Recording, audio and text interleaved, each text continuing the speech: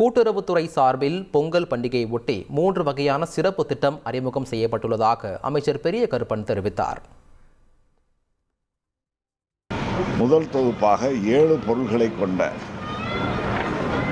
7 பொருள்கள்னா பச்சரிசி, வெல்லம், முந்திரி, ஆவின் நெய், உலர் திராட்சை, இப்படி 7 வகையான பொருள்களை கொண்டு 199 ரூபாய்க்கு அது விற்பனை செய்யப்படுகிறது. அதற்கு பெயர் சர்க்கரை பொங்கல் என்று, இனிப்பு பொங்கல் என்றும் பெயரிட்டிருக்கிறார்கள்.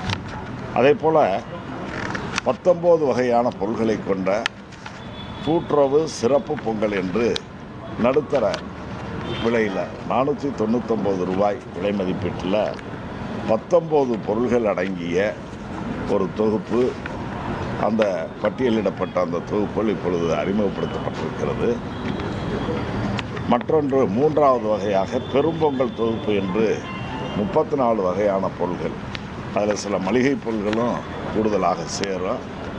இதில் ஒரு சிறப்பு என்னென்னா, இந்த பெரும்பொங்கல் தொகுப்பை வாங்கக்கூடியவர்களுக்கு 1/2 கிலோ நாட்டு சர்க்கரை விலையில்லாமல் அது கூடுதலாக வழங்கப்படும். 999 ரூபாய் மதிப்பில் 34 வகையான பொருட்கள், இந்த படங்களில் இடம்பெற்றிருக்கக்கூடிய பொருள்கள் எல்லாம் அதில் கிடைக்குது.